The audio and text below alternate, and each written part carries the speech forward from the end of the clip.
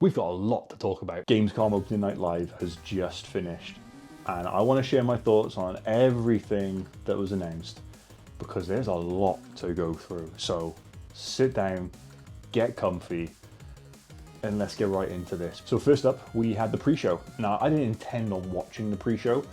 I thought the stream started at 6:30, so I tuned in at 6:30, but then only find that the pre-show was starting at 6:30. So I thought, you know what, like, I'm here. And it started, and then Carl Bosman popped up. And if you know me, you know I love Carl Bosman. And it was great. The jacket he was wearing was incredible. And also, the very, very first thing that he announced blew my mind. Because I thought the pre-show was just going to be getting us like warmed up for the main show, like talking about some things that we already knew about. But it wasn't, because we got a bunch of announcements in here. Yes, we did hear some more things about games that we already knew about, and Kyle did put in his usual Carl Bosman humour, which was great to see on a stage like that. I wish that man every success. But the first thing he announced was Bubsy 4D. I don't think this was on anyone's cards. I don't think anyone even thought that there was a chance of Bubsy coming back. Now, for those that don't know who or what Bubsy is, Bubsy was a bad game. Probably one of the worst games of modern time. It was just janky, horrible, just a mess of a game. But it's back in it's the fourth game. It's not in 4D. It's not going to shake your room or anything like a 4D cinema experience.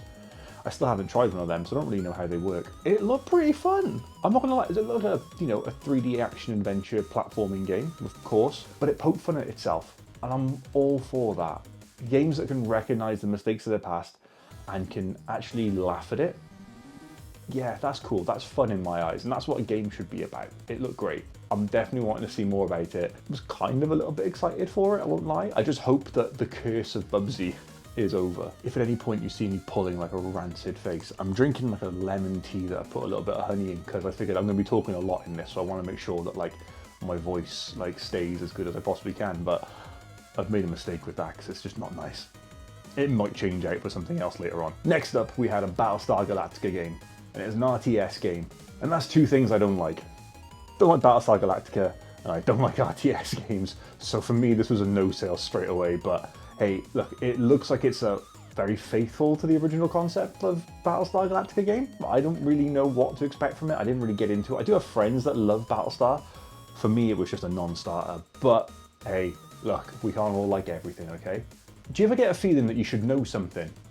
I do on a regular basis, usually what my plan is for the day and, how to function as a normal adult.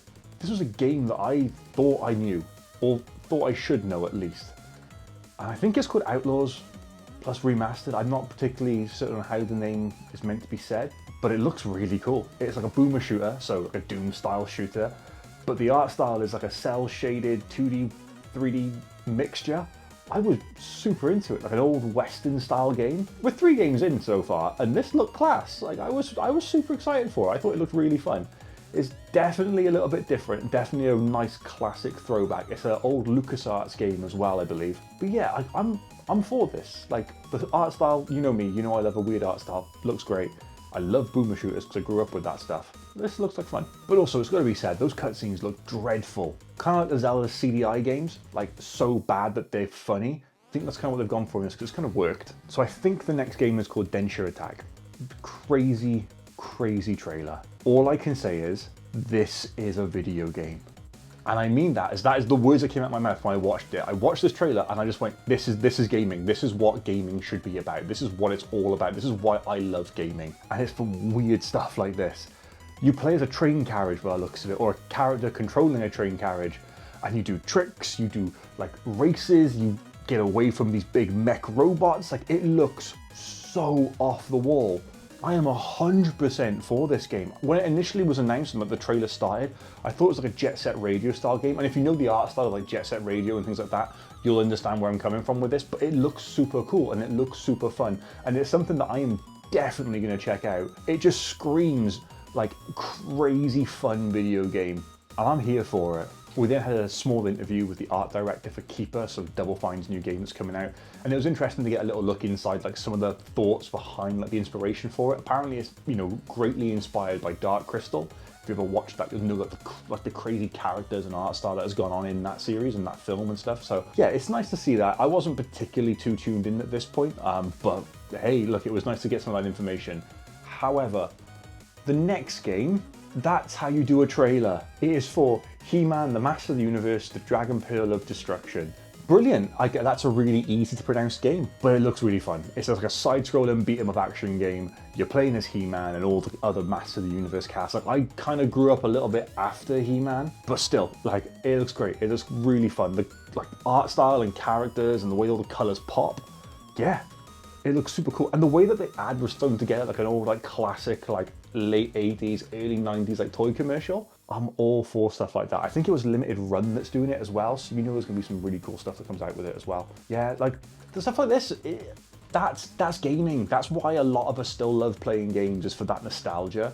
And when you can play into it, you're only going to do well. So we had another look at Absalom, which is a side-scrolling beat-em-up game. It's kind of like a roguelike as well. I recently covered this in, I think it was the Arxis video that I put up, which I put a link to here, because you're going to go watch that after this as well to make sure you know everything that's going on in the industry. And I still don't really understand how the game plays entirely, but we're getting a bit more information on it now, and it looks really, really interesting and really cool. They also revealed a like frog mage character in this. So again, I'm not sure if it's anthropomorphic, got it right this time, creatures again, but it all looks really fun. It looks really interesting.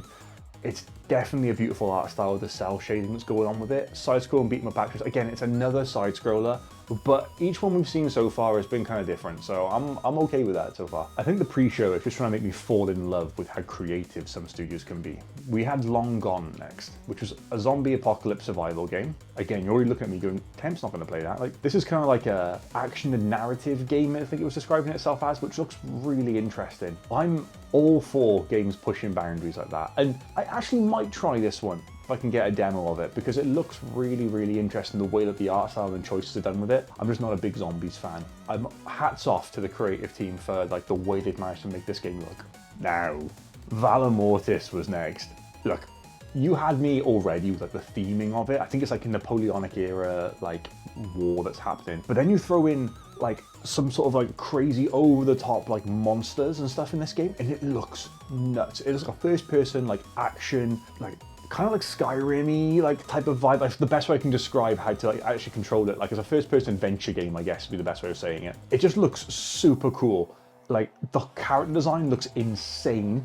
The guy with the mask, like, yeah, that's a tough look. I am all for that. Everything in this game looks really cool and over the top and really like dark, and I am all for that. I'm all for trying to pronounce weird names, but it's abbreviated to PVVK. It looks weird, like kind of like the old-timey like vibe that it was giving off. It kind of looks like you have to like perform certain tasks that are like pumped into a speaker for you to perform. I'm not sure how it's going to play out. Doesn't really look like it's my type of game, but it's definitely a little bit interesting. And the aesthetic was something that I did appreciate. Horror games are scary. Duh. And this game was called Routine, and it looks as though it's about robots that are possessed, maybe, or have gone haywire. I don't know. It was really hard to get like the gist of what was going on. We just saw some crazy robots in like the trailer, but there was also a bit where you were walking around and you were taking photographs with this one like piece of kit, and it would then like show you what was really there and stuff. And I'm not sure how that's going to play into the actual main mechanics of the game itself, but it looks creepy as heck, because you get at one point you get chased and you're running up a ladder, and then it all goes red and stuff. And yeah, just what I need is more ways to be scared. I'm petrified leaving the front door these days. Sword of Legends was next. This looks like it could be one of the first of many Souls-like games that was announced. And I know people have already talked about Souls-like fatigue, and I fully get that because it is a little bit draining. However, I am all for like this, I think it's like Chinese mythology stuff that they're leaning into with this one. I love Black Myth Wukong for that, and I love expanding beyond the horizons of just normal like westernized versions of like history and mythology. This is really cool. I'm all for this. It looks really intense. The monsters look crazy, and there's a huge dragon that you fight. What is not to love about this? I do want to learn some more about it. Probably try it out if I can. Yeah, it looks like it could be a lot of fun. If it's not a Souls-like, it's going to be like a action adventure game, I guess, kind of akin to like God of War. It's really hard to tell these days where you're going to have like the God of War path of gaming or like the Souls-like path. Either one's good, just let us know a little bit early on as to what we're dealing with. I have no idea what to make of the next title. It was a game called Road Kings. I'm not sure if it was Road Kings 2 or Road Kings 1. I don't know if there's a series of these games or not. I thought it was a Euro Truck Simulator thing, and then they started riding into like a tornado. Really know what to expect. It looks a little bit different. I say different, like I don't know what it is to say that it looks different from. I was left a little bit more confused than anything else with it. And then we had the last announcement of the pre-show. And that was a crossover. Well, 2 crossovers. Sonic Cross World Racing is coming, obviously, and we're getting a Pac-Man DLC like crossover for it. And then for Pac-Man World 2 Repacked, we're getting a Sonic DLC crossover for it. So it was nice to see Sega and Atari like combining with that. So yeah, if you're a fan of either of those games or looking to get any of those games, then great, you're gonna have, you know, more content there for it already, which is, you know, pretty nice. I'm not sure if I'm a big fan of DLC coming out or being announced before games are even like properly out. Is Sonic Cross World Racing out yet? I don't know, either way, like I just think it's a bit weird. And that was just the pre-show. Overall, I really like the pre-show. Pre-show was what video games are to me. Video games are these crazy, fun, like wacky ideas that you can have that go off the wall and push the norms about what gaming can be. And I loved most of what was announced within the pre-show. So again, hats off to Kyle, hats off to the team that put on that pre-show and all the announcements that were put in there. I thought it was a really good pre-show. Big fan of that. It got me really excited because if that's what we're seeing before, what are we gonna see in the main show? And then we got to the main show, and it's very different seeing it on the big screen like I did. It was like, I would watch these presentations like sat like on my iPad or my Mac, like sat here and watching the sofa and make some notes, but watching it live, I was in the living room, I was on Discord with one of my good friends, and we were just chatting about all the announcements that were happening and just like, you know, enjoying it. And it was a really cool moment, and it made me really go, I want to be there. So fingers crossed, I can try and get something worked out where I'm actually at Gamescom next year to bring content live from it. I'm not sure how that'll work, but hey, we'll see, all right? But let's get into the games.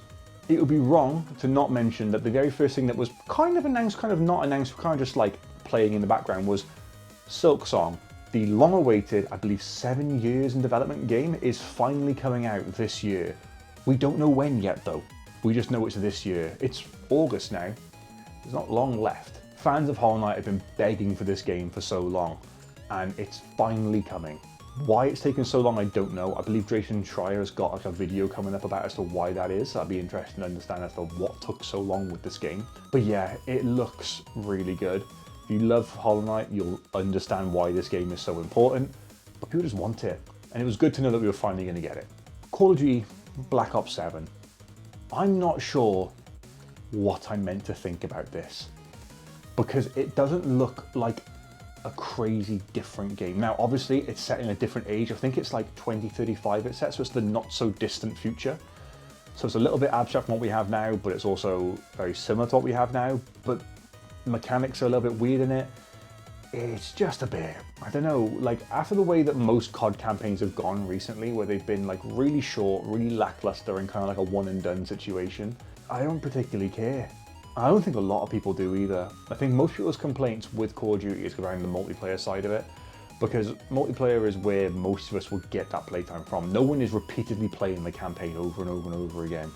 And if the multiplayer can't stack up, then that's a problem. Now, I'm not saying this because all of a sudden like Battlefield 6 had a beta and I'm just like engrossed in that. No, I still play Warzone all the time, but it's lost a lot of its charm because they went down the route of putting so many weird skins and like gun things in the game that it made it less fun to play because you lost that immersion. Now, they have said that until the first season like comes out for multiplayer and Warzone and all that jazz, you won't be able to use any of your older stuff with it. So any skins you've got now, you will still be able to get them, just not straight away. And I think it's kind of like to keep that immersion in like the Battlefield Black Ops 7, they're all the same.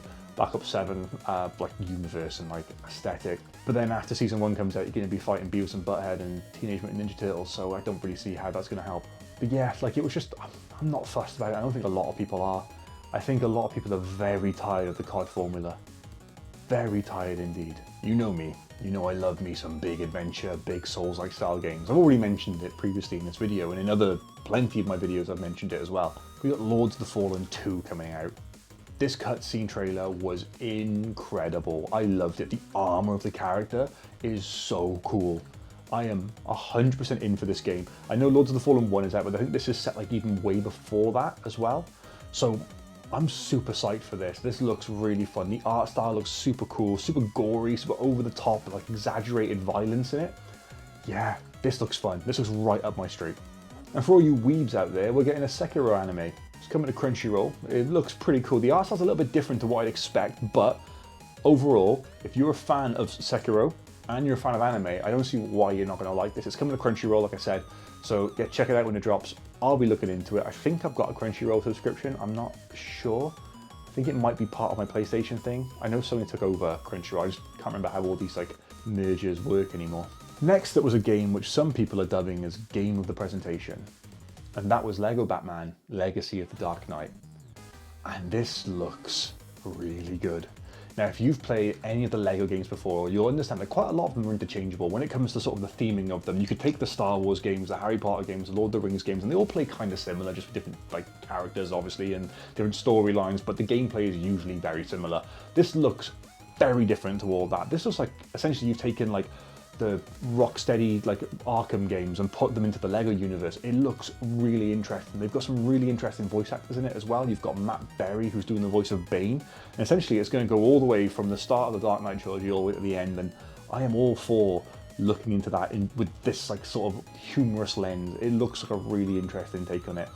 Some of the combat that you see looks really cool. Some of the way that the graphics look as well. Even though it's a Lego game, it looks super cool. Combat, everything looks really fun. The fact that you're going to have like an open playground, they said, of what Gotham is going to be like, so that's really interesting. You've got all the Batmobiles that you can choose from as well as returning cast with like a Catwoman and Batwoman and Robin, and I don't know, I was never big into that franchise. I just used to watch Batman the Future, whichever one where he was a teenager or like a young, I can't remember, the red and black outfit that he had. Batman in the Future, maybe? Either way, it looks super cool, and I'm super ready for this. Like, it might be one of the first Lego games that I get in a long time. Kind of like how Lego Adventures like Horizon look very different to other Lego games. This looks very different to other like Lego games that have come before it. Dawn of War 4 was next, and like I said in the pre-show commentary, I'm not a big RTS fan, so I don't really know what to expect here. However, I will quote my friend, which was, "This looks unbelievable." If you're a Dawn of War fan like he is, you're gonna love it. It looks, again, unbelievable. I'm not sure what to expect with it, but it did make me go, I might want to try that. Oh, I couldn't care less about Monster Hunter Wilds. I'm sorry if you're a big Monster Hunter fan, I'm really not, but we've got a crossover coming with Final Fantasy XIV Online, so there's going to be like different monsters appearing in there from Final Fantasy, I guess, and vice versa. Yeah, if you're a fan of either of those games, then great, you're going to have like a lot of crossover content coming your way, but for me, like, neither of those games does anything for me whatsoever. And we were given another look at Onimusha Way of the Sword, and we've seen this game so many times now, and I'm not sure what it was about this trailer, but it looked as though the quality had dropped, maybe. I don't know if it was just the stream or whatever, but it was a little bit different to what I expected. However, what I will say is we have seen this game so much now, just give me it. Just give me the game. It looks really dark, really gory, really gruesome. Just like a good Onimusha game. I'm all for it, but I'm a little bit tired of seeing trailers over and over again for it, because every event we seem to see more trailers of the same stuff. Just give us the game, please. Enfield was next. And all I could tell you is there's cat girls in the trailer. Not because that was the only thing I was paying attention to, but because I couldn't really figure out what the hell was going on after that. There was like some base building and some shooting and some fighting. Yeah, trailers that don't explain what's going on, it's really, really hard to understand. It's an anime style game, so it's all over the place. I have no idea what else to tell you. The next Europa game was announced there, and I've not got an affinity with Europa or any games of that ilk, like Civilization or Total War or Age of Empires. All that stuff kind of, like, it wasn't my bag. But if you are into that, then you've got another one coming. Daemon X Machina Titanic's Sion? I can't pronounce that word, I don't know what that is. I wanted to get into this game. I really wanted to play the original and love it, and I did not enjoy the demo of it one bit. And I don't think I'm going to enjoy this one either, so I'm not going to bother with it. What I will say though is the voice acting and the lip syncing in the trailer was so off, it was really like distracting. I know it's obviously dubbed over, but like, it was really bad at some points. Voidbreaker was next, and if you've got epilepsy, look away now. This is just crazy. I'm not really sure what was going on aside from trying to give me an aneurysm. It looks intense. I'm not sure if it looks intense because of the gameplay or because of all the flashing lights that's happening on the screen. I really like the art style. I'm not really sure what that style is called, but like neo-minimalism or something like that, I think. I don't know. It was very similar to the art style that Marathon was going to have before they got found out they were stealing all their art. That looks really cool. I love the way it looks. I like the idea of it. I just didn't know what was happening. I was really distracted by all the flashing lights. We then had some information given to us about the next season of Fallout. Now, I haven't watched the first one yet. I am going to try and catch up on it because this next one's coming out in December. If you're a big Fallout fan, I'm sure you're really excited for it. I'm going to try and get into it so I can enjoy the next season. I've also got to rewatch all of Stranger Things because that's got the last season coming out in December as well. So yeah, it's going to be a busy time. We had another look at Indiana Jones and the Great Circle, Order of Giants. These game titles are getting really, really long and really, really awkward. It looks like a really interesting story they're going for with it. Typical indie, like mythological, like creatures and ancient lore set within like Templar Knights and Crusaders. So that's a really interesting part of history that I've got like a really big interest in. I think it's really cool, like all like the mythology around that and stuff. Obviously not what happened, it was terrible, but the mythos around it was pretty interesting. There's a lot of like horror films that are based off that. Yeah, like it just looks like a great Indiana Jones expansion which is coming. But also it was really cool to see that it was coming to the Switch 2 as well, which is, you know, it's nice. I gave up on the tea. Well, I finished it. It wasn't that nice, but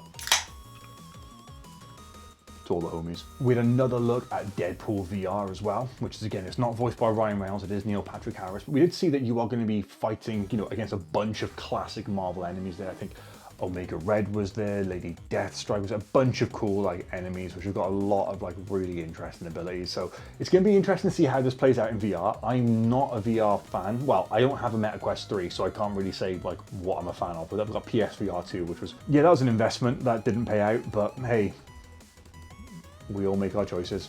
Apparently mine are poor. I don't know why I was confused by this trailer, because I shouldn't have been, given that it was a World of Tanks trailer for World of Tanks 2, and it's just tanks. It was quite possibly one of the worst trailers I've ever seen. It was so boring. This is how you don't make a game trailer. It was really interesting because afterwards, Jeff could not wait to move on. It was very apparent. But yeah, World of Tanks 2, Tank Heart, I don't know if there's a subtitle to it. This is just weird. John Carpenter's Toxic Commander was then shown off. I've never heard of this game, but my friend had, and he gave me a reference that it was kind of like a more up-to-date version of Left 4 Dead. So yeah, if you're into that style of like player and player co-op versus, and I don't know what genre you would class that, like, I guess PvE, multiplayer PvE, or whatever. Anyway, it looks really dark, but also with that classic sort of like horror humor in there as well. So yeah, if that's something that's up your street, you're probably gonna have a blast with it. Again, it's zombies, it's monsters, and it's horror. No. Death by Scrolling was shown off, which is like a vertical roguelike game where you're trying to escape death and collect money to pay off the ferryman so you can cross over. It looks really weird. I'm not sure how to feel about that, if I should enjoy it or not, because it doesn't really look like it's up my street. But if you do like these games, then yeah, great. Jeff did say that he'd played it before. It was really nice if you keep on reminding us, Jeff, that you get this early access stuff. Nice one. I think the next game was called Zero Parades. I could be wrong. I don't really know what was going on. The art style looked interesting, but aside from the cool art style, I don't know what I looked at. Your guess is as good as mine on this one. But by the way, like for anyone saying like, oh, you should research this more after, it's like, no, I'm going off what this showed me. I'm going off what was shown in this presentation. I sat my butt on that sofa for 2.5 hours and I watched this presentation, and you have to give me what I need in that presentation. You shouldn't have to go off and Google things afterwards to figure out what was going on. Neverness to Everness. Yeah, the look that you just pulled is the same look that I was pulling watching that. I don't understand what that means. It's in like an anime racing, I thought it was like a Need for Speed style game to start off with, and then they started fighting. And then I was just confused. It looks like a really, really weird, over-the-top anime game. But I kind of liked it, but I don't really know what to expect with it. It looks really weird, but kind of cool at the same time. And the next game also looks really cool and really interesting. It was called Unbeatable, and it's like a rhythm game, but it's like story-driven. I'm not sure what to expect from it in terms of like how the story like interacts with the gameplay and all that, but it does look really fun. I really do like rhythm games. Like I used to love playing OS, I used to love playing like Guitar Hero games and all that jazz. So yeah, rhythm games for me have always been like a niche that I've enjoyed a lot. So I'm not particularly good at them, but I'm down for trying this. I thought this was going to be like a JRPG game, and it kind of is, but it's Honor of Kings World, which is like a MMO. And so instantly I was kind of turned off by that idea, because I don't want to be like trapped in that MMO sort of consistent play scheme where I can't take a break from it. So yeah, it looks cool, looks interesting, but it's just not for me. There was more Fortnite and Squid Game stuff announced, and You already know my thoughts on Fortnite. And if you don't know my thoughts on Squid Game, then it's the same as my thoughts on Fortnite. Just no. Simple as that. Now, I thought this was Battlefield, but it's not. It's Delta Force. And it's a game which is free. It's an online shooting game. It looks like it could fill that gap that Battlefield 6 is leaving between its beta and its release date. I just don't know if it's going to be the one, because I don't want to get invested in that and then I know I'm going to ditch it as soon as Battlefield comes out. I think they've really got a tough time on their hands with it. But like I say, it's free. It's out. Go try it out. And then we had a musical performance from Clair Obscur Expedition 33, which is my game of the decade. That game was incredible. If you haven't played Clair Obscur Expedition 33, go play it. You will love it. They played some of the music live, and it was just, that soundtrack is so emotional. It just gets you. I do have a heart somewhere inside here, and it just hits. It's so good. So good to hear that performed live. Ninja Gaiden 4 looks exactly like Ninja Gaiden 4 has looked in previous trailers. It looks exactly the same, which is obvious, but I don't think we saw anything new. It just keeps on being the same stuff over and over again. And then there's this really weird line of, please don't kill me, the whole world is at stake. And I don't particularly know what that's all about. Maybe it's part of the story. Obviously it's part of the story, but yeah, not sold on this yet. NC were then there with another MMO game called Cinder City, which was really janky. The gameplay looked really scrappy. The FPS drops were really noticeable. Everything looked really weird, and it really did not sell me on the game. Even my friend was saying that this was just a really bad trailer for it, so not a fan of that one. Time Takers was also shown off, which is another NCSoft game where you take time from people. I'm not sure if it's a hero shooter or what, but it looks like an interesting concept, but I kind of need to know more about how that actually works before I could say if I'm excited for it or not. Yeah, it does look a bit of a weird game. And then one of the big games was shown off. I mean, another look at Silent Hill F. And this game just looks creepier and creepier each time. If you're a Silent Hill fan, you'll know what to expect with this. Like I said before, they're going more for like the Japanese and like Eastern horror aspect as opposed to like diving into the Western side, which is really cool, really unsettling. I just don't know how scary they're going to make it, because it looks terrifying already, and this is just the trailers. Then we had a quote from Dante appear on the screen, and I don't mean Dante from Devil May Cry, and it was a quote from the Divine Comedy. And then we had gameplay from a game which I think was pronounced La Divinia Commedia. I could be wrong on that, but it translates to the Divine Comedy. We've already had a Dante's Inferno game back on the Xbox 360. And this is nowhere near the same style of game, but it looks really cool. I love that like history and that poem and all that stuff. I think it's such a really cool thing. And I'm really in for this. Like your characters like got their mouth stitched up, which I'm sure some of you would prefer if I had that happen to me. But it looks really interesting and really dark. We had another look at Chronos: A New Dawn then. My statement still stands, I'm not playing this. It looks terrifying. If you love horror games, it looks like it's going to be right up your street, but for me, it's the biggest no. And then we had another look at Outer Worlds 2 as well, which I've got literally no affinity for whatsoever. I do not care for it. And it's not to say it's a bad game, I've just never played the original one, so I don't really have anything to say on this one, but if you were a fan of the original, then you're going to be a fan of this one, I swear, if this chair goes one more time. Inzoi Island Getaway DLC was then announced. I'd never heard of Inzoi Island, but apparently it's like a Sims kind of game, but not The Sims. A lifestyle simulator thing with more stuff coming to it, so if it's up your street then great. I just had never heard of this game before. And we had Fate Trigger get announced, which was like anime girls turning into animals and anime characters in general just turning into things, and I didn't really know what to expect with it. It's just another crazy off-the-wall anime game. And off the back of that we had the 7 Deadly Sins Origins game, had some more gameplay. Again, something that I'm not interested in whatsoever, but if you are a fan of anime games and that anime one in particular, then great, you've got some stuff there for you. And then they flashed up the Xbox ROG Ally X handheld, and then that was it. They didn't mention anything on it. Now I know today Microsoft have got an announcement about it, so by the time this video goes up, Microsoft already had their announcement, which I haven't had a chance to watch or anything, so I've been filming and editing this. But you get the point, we'll talk about that at another point, maybe on the weekend or like next week, but still. And then they went into Moonlighter 2. Moonlighter 1 was a really fun game. Moonlighter 2 looks like an expansion on that with some really cool graphics, enhancements, really interesting gameplay. By day, you run a shop where you sell your wares, and by night, you go out to hunt for your wares and go to caverns and caves to hunt it. There's a whole storyline pulling you through it. It looks like a really, really good title. Vampire the Masquerade's Bloodline 2 got its release date as well, which was really good. It's finally coming out. It looks super over the top, super gory, super vampire-y. It's about vampires, what to expect in that matter. I've never played the originals, but the series goes back a long way. If it is something you've been looking out for, then you haven't got to wait much longer. And then we had Enshrouded, and that's as much as I can tell you. My notes literally just say that's all I can say. I don't know what I just watched. And then we had Age of Empires 4 get announced for PS5, which is, you know, pretty cool to see that it's finally going to come to console. They've adapted the control scheme as well, so it will work on console. So yeah, there's also a new DLC coming for it, like the new expansions towards the east, so yeah, it's all coming out, which is really cool. I just don't know how it's going to translate over to console gameplay.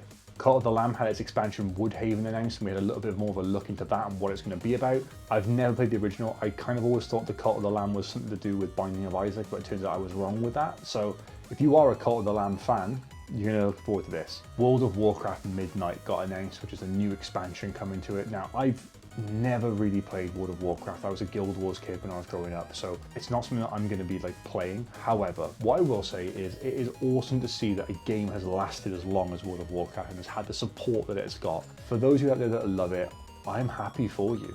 Genuinely, like, I'm happy that you've got a game which has been supported for this long. I only wish that other MMOs could get support that WoW has had. The fan base are, for the most part, pretty cool. There's a lot of dedication there. I'm all for it. I just wish that when they made that movie, it was made using the same cutscenes as they do for these games, because these games look incredible in these cutscenes. Project Spectrum was next, which is like a PvPvE game. I'm not really sure how it's going to work. It kind of looks like at one point you might actually be the bad guy that goes around fighting everyone. The story looks a little bit interesting from it. I like the ideas that they were trying to put across. I do want to know a little bit more about this game. Even though it does look pretty scary, it does look like it could be pretty fun as well. Combat looks pretty hectic, pretty violent, pretty gory, pretty spooky too. More tanks. I genuinely did not know what to expect with this one. I didn't know what this was, but it turns out it's another World of Tanks game. World of Tanks Heat, which looks like it's a Battle Pass related game because I saw that in the menu system they showed off. This is how you make a tank trailer. This is way cooler than the first one. Screw World of Tanks 2, play Heat. Heat looks fun. I might try that out. I doubt I will, but I might try it out. Who knows? This is way more fun than the other World of Tanks game that got announced. Of course, when Sony gives you a presentation dedicated solely to Ghost of Yotei, what more could you want? Apparently, more Ghost of Yotei. We had another look at that. But a really interesting thing that was announced with this was that we are going to be getting the Legends, which is the co-op, like multiplayer stuff, which comes out. And that's going to be coming out later on after the release, obviously, but it's going to be free to anyone that owns a base game, which is, you know, a nice addition. And we had a look at Resident Evil Requiem, or Resident Evil 9 for the rest of us. We had a look at Grace Ashcroft, which is like the main player character, and you can see her and her mum, like, it's kind of building the backstory of who she is and like what she's about and how her game starts off. And I liked it because it's very different to be playing a character that feels a lot more human than some like over the top, super tough, like military personnel or cop. Like, yeah, this is going to make it a very different experience, I think. I'm gonna have to try and fix this chair after this video. But yeah, this is gonna be a really interesting time. Yeah, knowing that she's not like some super crazy, like super tough person makes it for a very different style of character to play in a Resident Evil game. I probably still won't be playing it because obviously I'm a scaredy cat, but still. And we wrap the show up with another game science game. And those are the guys behind Black Myth Wukong with Black Myth, and I really hope I'm pronouncing it right, Zonki. Zonki? That sounds about right. I could be wrong, but it looks cool. The concept is that you're playing this god that wanders between like the underworld and earth and purgatory and all that, and I'm all for delving into this side of mythology again. Like, it looks super cool. Black Myth Wukong was a really good like first like big budget game for them, so I'm interested to see what they can do growing off the back of that. But that was Gamescom. That was it. That was everything that was announced from the pre-show all the way through to the end of like, the main show. Overall, I liked it a lot. I thought it was a really good show, and I thought we got to see some really cool stuff. There's a nice mix of gameplay and there's a nice mix of like cinematic stuff. There was some really interesting like in-person stuff that happened as well, with the Clear Obscure music that was played, with the Fallout stuff that was announced as well. Yeah, overall, I thought it was a really, really good show, and it made me really excited to be a gamer. I'm really excited to be involved with all of this. So I hope you enjoyed it. I hope you've got some favourite memories from it as well, and some favourite things that were announced. If so, let me know. But yeah, I don't think I'll ever understand the appeal of World of Tanks.